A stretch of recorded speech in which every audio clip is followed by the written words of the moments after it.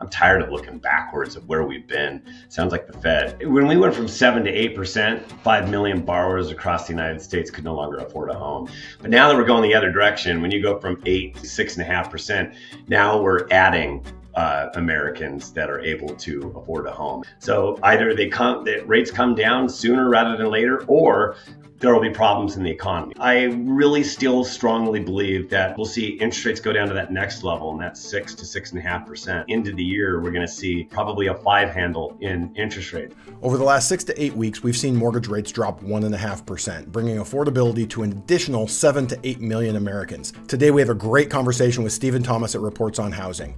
He pulls data directly from the MLS throughout Western U.S. housing markets to give us great insights into what is actually happening in real time. This high-frequency data is telling us what is happening in terms of home prices, sales volume, and what we're likely to see throughout next year. The good news is he sees an improving picture. If you're thinking of buying, selling, or just want to know what's going on with the market, join us today. Stephen, we've had a number of experts here on the show recently, and they're all folks that we rely on their data. There's something unique about your analysis and your data relative to those, because almost all of the things that they're looking at are public data sources. Your system or your tool pulls the data from the multiple listing service. So semi-private data. Some people have access to it, but not everyone. How do you think that benefits professionals relying on your data and their clients? Yeah, so I have enjoyed the ability to utilize this data for years, and really what it does is it gives us an opportunity to look through the windshield of the real estate market. So we could see exactly what's going on and where we're headed, what the exact speed of the market is. So many people rely on closed sales data. Everybody can get that, and that just doesn't tell a complete picture that gives you kind of where we've been. And I'm tired of looking backwards of where we've been. Sounds like the Fed. Let's look forward and look into the future as to where we're going, based upon how is supply changing and how is the pending sales velocity changing. That's super important to us. So it really gives you a window into what's going on in the broader, more macro market of the county down to the city level. And people want to parse that data even further, but you really can't, because then you get to too few numbers of homes on the market and pending sales, where it doesn't really tell you an accurate picture. But so we take it and get as accurate a picture as possible, and then get that to everybody that subscribes, so that they can make good decisions based upon what's the current market dynamics. Most economic reports either come out monthly or quarterly. You do the monthly report, but how often are you looking and pulling the data? Do you compile once a month, or do you look at it more frequently than that? Well, let's just say I'm a nerd, love my numbers, so I'm looking at it every single week. But our reports come out every other week for a reason. You have to pull the data like a very similar time of the week. We picked Thursdays. Other people would like to say Wednesdays is it. We've been doing Thursdays since the beginning of time. I've started this in 2004, and that's when the data looks really good. So it comes out every 2 weeks, which means that there are a couple months where it comes out 3 times in a month, because there's 26 data pulls that we do. And in doing that, you're kind of like looking at the same year over year statistics based upon the day of the week. And it really gives an accurate reflection. That's when everybody has, in the middle of the week, by the time you get to Wednesday, Thursday, everybody needs to be in the multiple listing service to get shown over the weekend, or it needs to be pending status so that it's not shown over the weekends. And that's why the data looks really good in the middle of the week, not the 1st and 15th of every month, or a certain date. We pull it regularly like that, and then it gives us this real beautiful line that we can follow and kind of tell where we're at right now and where we're going. Nice. So, Stephen, we've been dealing with inventory problems for the better part of 3 years. Nice thing about Reports on Housing is that you always go back and show what more normal numbers look like, 2019, prior to the craziness of the pandemic. And so since then, we've been dealing with historic lows. I mean, you often reference the lowest level since they started keeping track of these numbers.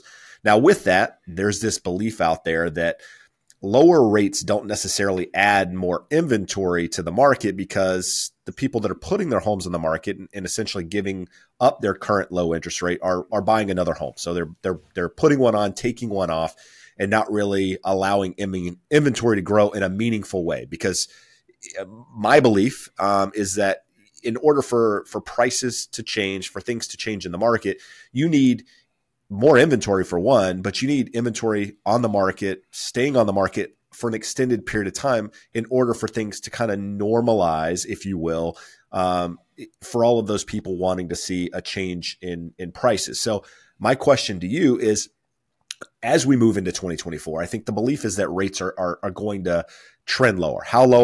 How much lower, it's hard to know. But with that, where do you see inventory going? Because we know that the spring, we always kind of see this little bump in inventory. And then the summer, it starts to peak. And then towards the fall, we get into the market that we're in right now. But what do you see for 2024 on inventory level? Yeah, let me back up first. I'll answer that, but backing up to where the inventory problem originated from. We had 4 million homes across the United States during the Great Recession. Actually, the buildup happened before that. We saw it as early as the fall of 2005 was the buildup, and then 2006 it was starting to get off the charts as far as inventory buildup, and then we got to 4 million homes, and then now we're dealing with like 1,150,000 homes. But even Dodd-Frank is who that bill is what I blame for our inventory issue, probably one of the biggest issues, also not building enough homes. But in 2010, that's when Dodd-Frank was adopted. And from that point on, it really, the lending atmosphere got extremely tight, and then adjustable rate mortgages just totally went out the window. They were gone completely. Now you have to put it in like font size 100, what your payment's going to be and what it can adjust to. And anybody in their right mind is going to look at what it can adjust to and say, you know what, no way, or am I doing that to my family? So adjustable rate mortgages just don't exist today. And I'm not talking about, they exist fixed for 3 or 5 or 7. I'm talking about the ones that were connected to an index like a LIBOR back in the day, and it used to change on a monthly basis, and sometimes would spike, and all of a sudden you have a high payment. So those don't even exist. So people are in these long-term fixed low rate mortgages for a very long time. So we were drilling down the inventory every year from about 2010 all the way till we got to January of 2020, the lowest number of homes available ever in January 2020. If you look at that, that was going all from NAR's data all the way back to 1983. We had way larger population in 2000 than we did in 1983, yet it was the lowest start of the year ever going back to 1983. And then COVID hit and made everything worse. So that's where we've been. We've been stuck in these really low levels. And as far as everything we can see is, I just don't see where we're going to be able to build the inventory. You bring down rates, which is what we're projecting to happen in 2024. And we got an early holiday Christmas gift this year. And that was, a giant drop in rates just recently, thanks to the Fed finally capitulating a little bit. And we got to the point where it's starting to juice demand. And then you look forward to next year, you're seeing rates definitely, pathways for them to go down even further. What that will do is that will increase demand initially, because there's already Gen X and Gen Y that wants to purchase. They're rooting for a crash. We all saw those articles where more than 50% want to see it crash. Well, what they got is they're getting this big crash in rates, which is what they really should be rooting for. And that's the pathway for them to get into housing, because people aren't going to give up their low rate mortgages. There's going to be no crash. We need inventory for that to happen. So anything that as rates come down, we're going to see Gen X and Gen Y just jump into the market more and more. And yes, we will eventually get more homes that come on the market. But you're right, a lot of them become buyers. Even if they don't become buyers down the road, it'll be easily the demand increase will outpace the number of homes coming on the market. So we're just going to be back to that same problem that we had during COVID 2020, second half of 2021 and first half of 2022, 2 years of the craziest, most insane market. That's the pathway of where we're headed. And people say that I'm a cheerleader rooting for something like that. Heck no, that's so unhealthy, but that's the reality of it. I'm for setting expectations, and that's what we can expect. We got some interesting or surprising data this morning in that November's total sales numbers came out at 3.82 million for a seasonally adjusted annualized rate. That was up 3.79 million the prior month. So still very low levels, a very small improvement, but most of those closings were put under contract when we were at or near that peak, 7.5, 7.75, 8% in interest rate. With your data being more high frequency than that, have you seen any impact yet in your data from the big drop in rates that we've seen, almost 1.5% in the last 6-8 weeks? Yeah, it's fascinating because being in my vantage point, I'm able to see it. There aren't as many people, there aren't as many ears listening to it right now because of the holidays, but we're definitely seeing the impact in rates dropping. I could see demand in some markets actually went up. Like San Diego County actually has more demand than it did 2 weeks prior. That's not normal during this time of the year. Normally we're dropping because there are fewer homes coming on the market. The fewest homes come on the market in December, second fewest in November. So if you have very few coming on, you have a lot of cancellations of people that were overzealous that are coming down. But there are some people that were overzealous, and yet they might have done their price reduction and they felt like they missed out. And then what I've already heard is multiple offer situation and getting bid back up right to where they were price-wise prior to the price reduction. And that's what's happened just recently within these last, it's such a short period of time to see this kind of an impact, but I've seen it, but it was such a big impact in a rate drop that it's just kind of like foreshadowing what the start of 2024 is going to be. And we're already seeing it. It's going to be pretty hot. It kind of looks back to, we had this last year, right at the beginning of the year. Into February, people forget because they remember the part where we peaked up near 8%, but we were just a tick under 6%, 5.99 for a week or so in February. And we saw increase in applications, increase in stuff going under contract, right? Yeah, it was 5.99 for one day. It was January and February 2nd. Like some of us economists said, February 2nd at 2:00, it was 5.99%. And then the very next day was the job report. Jobs report came out because it was Jobs Friday. And jobs report came out for January, and it was over 500,000 jobs that were created. And it was way larger. It was like over 250,000 higher than what anybody had anticipated. And it sent the 10-year bonds as well as 30-year mortgage rates just pumping up higher, and until we broke the economy or broke the regional banking later on with that giant jump. Now, Stephen, you just, from what I got from what you mentioned a moment ago is probably going to have a stronger housing market in 2024 than 2023, just based on lower rates, a little bit more demand, more transactions taking place. With that, affordability in California, the latest report that came from, California Association of Realtors, we're sitting at around 15%.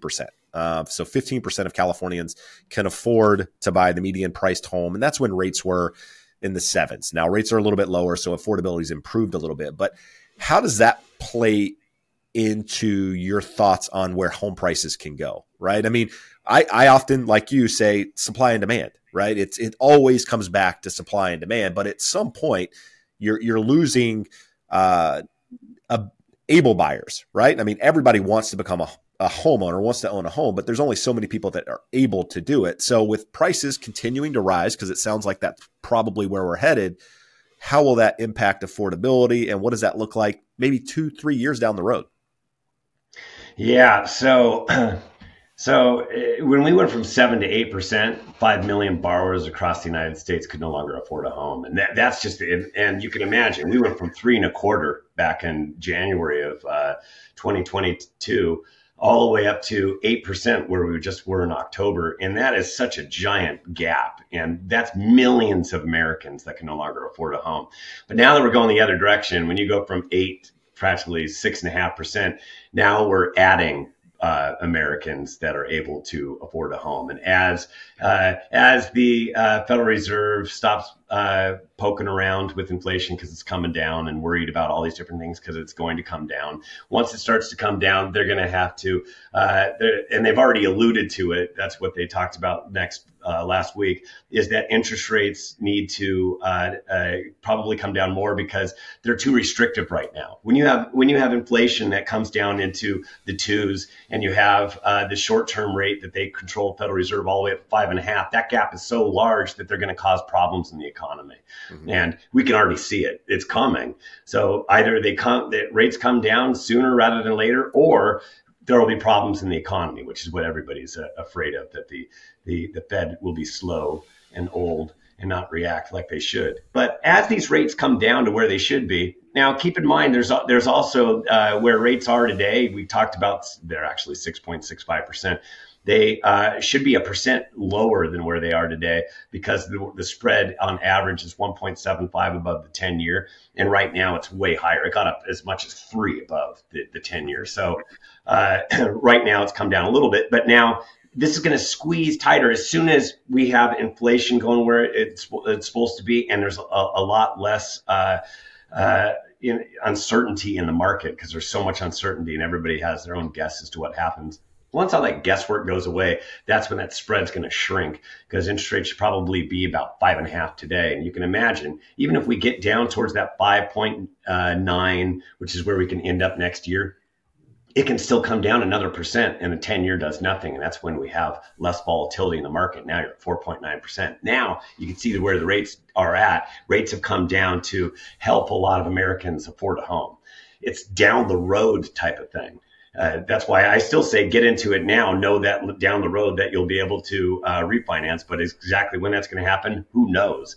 But that is down the road. Also, wages will continue to go up. That's the other thing I see happening. The last one, values going down, just don't see happening. We've already talked about it. Supply and demand issue. There's been a supply problem, and I don't see where we're going to get this sudden supply. I just don't see it because people are way too cash rich in their houses. We have equity rich, 50% plus equity, highest ever of all time. The homeowner across the United States is way too strong. People get into a pinch. What can they do? They can actually rent out their house and go rent something else because many of them are cash flow positive on their, if they were to turn around and rent out their property. So I just don't see where we're going to get this mass number of homes to have any kind of a real decline to meet what we're talking about, making it more affordable for people. So we just need to see rates come down and incomes go up. On that side, you have some interesting data. We hear, when you look at the national data, very few markets had any type of significant dip. Austin is mentioned as one. You don't cover that area. The Bay Area did have an 8 to 10% drop in prices. Now that you guys have expanded and have been looking at that data, what does that tell you anything about what was unique about that market or some of these other markets that did experience a little bit of a correction, and what that might tell us about any future markets? We hear this all the time. We do a live show, Jeb and I do every Wednesday. People say, well, in my area, I'm in San Jose and prices are down 8% year over year, and it's going to go further. We're in line with you that the data is not supporting that, but anything that you can glean from having expanded to the Bay Area and seen a little bit of that data over the last year or two? Yeah, we're actually going to be expanding to San Jose as well. So we've been, Sacramento market and all that. So San Jose actually is Sacramento market's another market we're going to expand to. San Jose, they're actually, they're fine. The Bay Area, what a lot of people say Bay Area is San Francisco County. San Francisco County is tiny. Really is tiny, and making that the big giant, oh, look what's happening on the West Coast. It's the one little area which has its own issues all by itself, with a lot of people leaving the city, a lot of companies leaving the city. So they have their own issues on top of it. But even they stabilized this year and values were pumping up. San Jose is a different story. They were going up at a pretty good clip. I say they mirror a lot of what's happening right here in along SoCal. And we track 9 counties in the Bay Area, and there's only one that is the one that is performing the worst, and that is San Francisco. And then you got some of these other ones that are, it's kind of like they have their inland empire, kind of like the way we have our inland empires, San Bernardino, Riverside. They've got theirs as well. And those are having, they have a little bit harder of they have a bit bigger issue when we get to 8% interest rates. But now that interest rates have come back down, we're seeing that market materially change, which sets up for 2024 where they'll bob around in price, but they're gonna head up. Based upon where things are right now. So Bay Area is really just San Francisco. And we got to say that. People say Bay Area all the time. It's not true. It's just that little city right there at the Bay. Well, the reality is if it makes a good headline, it's, that's what's used, right? And people often read the headline and don't dive into what the actual, the data says, the context of that information, right? So, hey, the Bay Area is down 8%. That's easy to say versus, hey, it's this small little pocket out there. But with that, a lot of high-priced homes in that market, a lot like Orange County. So Orange County, where we're located, Josh and I here, you are as well. A third of our inventory on the market at the moment, or pretty much any given time of the year, I think you could probably better say if that's accurate or not. But at the moment, about a third of our inventory, 35% or so, is listing sitting above $2 million. In a county of 3.3 million people. So we've got, on average about 2,000 homes available, which means once you factor that out, you're left with a really small number of homes, about 1,200, 1,300 homes on the market available at this time. So, that is a problem in many ways, because that is the price point, under 1.2 million or so, I think is probably the most competitive price point. And we have the majority of our inventory sitting at or below that market or that number. So that tells me that as interest rates go lower, that price point's going to get more competitive. And for first-time home buyers out there, it's not going to be easy. It's going to be a competitive market. And I think, like you said a moment ago, we often get called being cheerleaders of the market when, in fact, we're just trying to say, hey, this is what's going on. Right. You can choose to participate.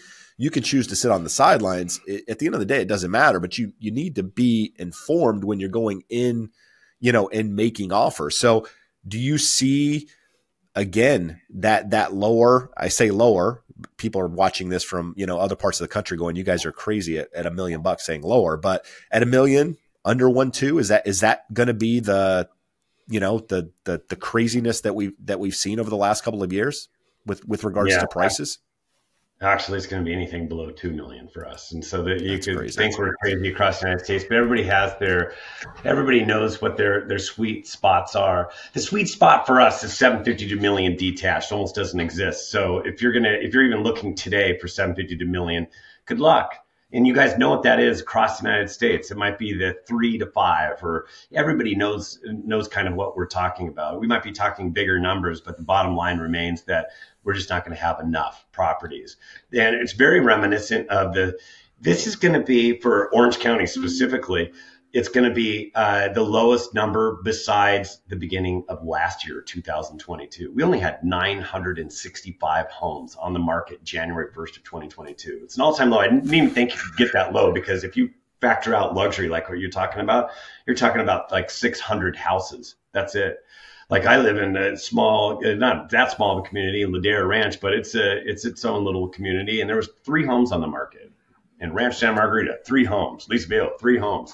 You see, and that's like 9 homes in 3 quite significant, sized communities. So that's just not enough. And that's what we're going to be dealing with next year. And I do not see this pathway out of it unless interest rates go higher. So if that's what people are rooting for, to slow down our market, to become more of a buyer's market, that's not going to happen, because that keeps people in their houses. So I just don't see a solution to this. So you just need to be prepared that it's going to be hard to find a home. It's going to be, you go to an open house, people, I've seen the agents take a picture of the big long line of people waiting outside the door to get in, and then come in and then offer on Tuesday, and they're one of 20 offers that come in, and then you got to, it's like Groundhog's Day. You get to do that again next weekend. On the podcast and on the live show, our audience is primarily first-time buyers, more in that entry level. The part where there's more demand. So we always tell people, Jeb and I are best and most well-versed in Southern California, West Coast data. The further you get away, all real estate is local. The Northeast has performed very different than the South. You guys, you just pointed out something very important is you not only have to say all real estate is local, all price points are different. If you're an entry-level buyer versus a luxury buyer, you have to look at that differently. So your report does a great job of doing that. But geographically, you've expanded to, it sounds like within the next year, you'll be most of California. You're adding Phoenix and Vegas.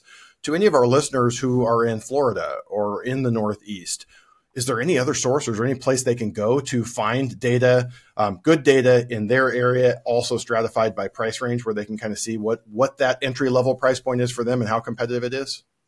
Yeah, there are different companies that are out there. We do things a little bit different because I've actually was in real estate, so I talk about the market and I understand it from that point of view of working with buyers and sellers, how everybody's thinking. And then I have that, then I put it into layman's terms and just don't put a blanket charts, data and stats.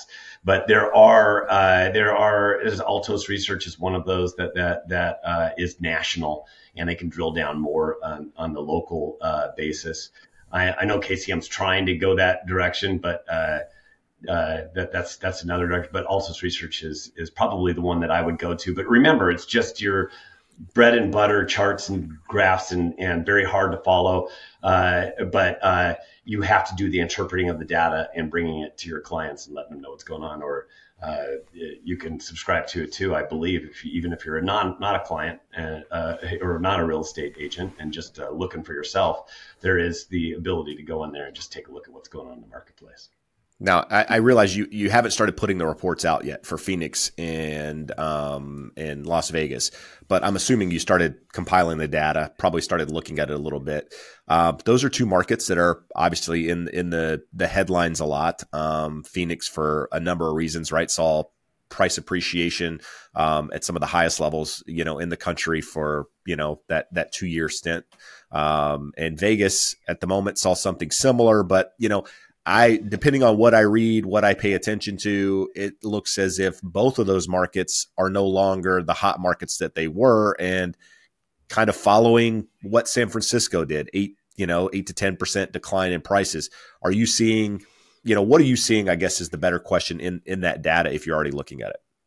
Yeah, the stronger of the two markets is Phoenix. Phoenix is actually stronger than Vegas. Phoenix just gets punched in the arm over and over again because everybody wants to. It's because that's where ground zero was for going in there, and it had all the iBuyers and things like that. So they've had a lot going on. Phoenix is always in the headlines, it seems, but they're not nearly as slow as all the other markets that like San Francisco. Vegas is, but even in the last few weeks, I've seen a noticeable change in Phoenix where it's getting hotter too. And that's the direction that everything will go, because they actually had a pretty hot year where values were going up this year for Phoenix and Vegas both. So they were continuing to go up. Even the Bay Area, San Francisco Bay Area, so all the Bay Area had, everybody was going up, but San Francisco specifically was actually going up. And so really it's Austin leads the headlines, and so does Boise. And they probably were the two poster children for going up the most in value. And so they have other problems too with builders and things like that. You don't have that much in the Bay Area. You do have that in Vegas. You do have it to a certain extent in Phoenix, but they've been way more resilient than people think. And it's very interesting. Actually, our data we've been following for about 16 months now. So we have to have a whole bunch of data so that we can continuously follow it, so then we can actually talk about it. So that's why I can actually talk about it today, is because we've been looking at the data for quite some time. No, that's good stuff. So, Stephen, I don't know if you have any other questions, Josh, but I want to be mindful of his time. Actually, I was just going to reference that you had just released your 2024 forecast. We have that video out on YouTube, getting a number of videos, only been out for about 4 or 5 days. So definitely recommend anyone listening to this, go check that out. Stephen go a lot deeper than he can here, but you want to give us a little bit of a recap of what your expectations are for 2024? Yeah, it's actually it's changing with the Fed, and I had to put that thing together, and it was like the day after. just met, or they did they just did their press announcements. It was last Thursday, and I really still strongly believe that our economy is going to slow down. It's going to slow down because of Americans are not saving like they used to save prior to pandemic. We're saving at a lower rate. And the savings rate that U.S. citizens are at right now is equal to where we were in 2009, which wasn't a good savings year, by the way. And then we have this excess savings, and that's from all the stimulus. Well, the excess savings will run out next year too. There's about $500 billion that's left, but it was like $2 trillion. Now it's down to $500 billion. That'll be gone in 2024. By the second half of 2024, it'll be all gone completely. And then we also have credit card debt is really spiking. And when people say that, I actually have to look at the data myself to see the spike. I did. I've actually downloaded the entire data set, and it is spiking right now. So those are headwinds that are coming that are going to slow down the consumer. So when does the economy slow down? Either the spring or summer, and then we thought fall. Those were our three scenarios, but we're throwing scenario 3. It's for fall. Almost out the window. It's down to like 5% chance of it happening. And it's more of like a 95% chance that it happens in either the spring or the summer. And which one, I just don't know. I can't tell because all the numbers, you have to see, the numbers are not exact that are given by the government. So, and they constantly are revising them. So it's about, it was as high as 50% chance for the summer before when we were doing it. Now it's like looking like 45% in the spring, 45, or maybe 48%, 47%, somewhere around there. Leave us 5% in the fall. And when that happens, we're going to see that when the economy slows, we'll see interest rates go down to that next level, and that's 6 to 6.5%. And then by the end of the year, we're going to see probably a 5 handle in interest rates. And that even if it's at 5.9, it's going to move a lot of markets. There'll be more homes coming on the market because sellers will finally go, oh my gosh, it's in the 5s, which earlier this year when it got in 5s didn't really move any markets as much. It's only there for a minute. But this time we got all the way up to 8. So that now that when we get back down, now that we're in the 6s, we're going, yes, the 6s sounds great. But a year ago, if we said 6s, we'd have gone, man, that's crazy. It's crazy high. And then if we get into the 5s, now everybody realizes 5 is a great number. And that's where we're really going to move the market. We're going to see a lot more demand and a lot more homes come out of the market. So we'll see sales up as well. No matter what, we see sales going up next year. No, good stuff. So, Stephen, we appreciate you being here. I know you have a busy schedule. And if you're listening to this, one reason we had Stephen on is because Josh and I both value the content, value the reports, read them, every 2 weeks when they come out. Like he said, it breaks it down in layman terms. It's easy to understand. It breaks data down in a way that basically anyone can comprehend it. So if you're a real estate agent, a mortgage professional, and you aren't subscribing, you should do so. There's a link in the description below. So make sure you check that out. And if you're a first-time home buyer or a buyer in general, and you want this information, work with it. I mean, a lot of agents out there in Orange County have access to this. Ask your agent if they have it. If they don't, tell them to get it. But with that said, Stephen, we appreciate you being here. Any parting words? No, just enjoy the holidays and just stick with it. Homeownership is never easy. You could ask parents, grandparents, when they bought their first house, they were always sweating bullets. That's normal. Mm-hmm. You always think it's too expensive. That is normal. Got to get in when you can get in and just keep at it. Keep at it over and over again until you finally are able to do it. And then you'll look back later on and go, man, I'm glad that I did it when I did and not waited around and waited for something to happen. So that's my only parting little bit of wisdom now that I have my white hair. I think that's great advice to live by. On top of that, buy right, borrow smart, build wealth. Until next time, adios. Amigos.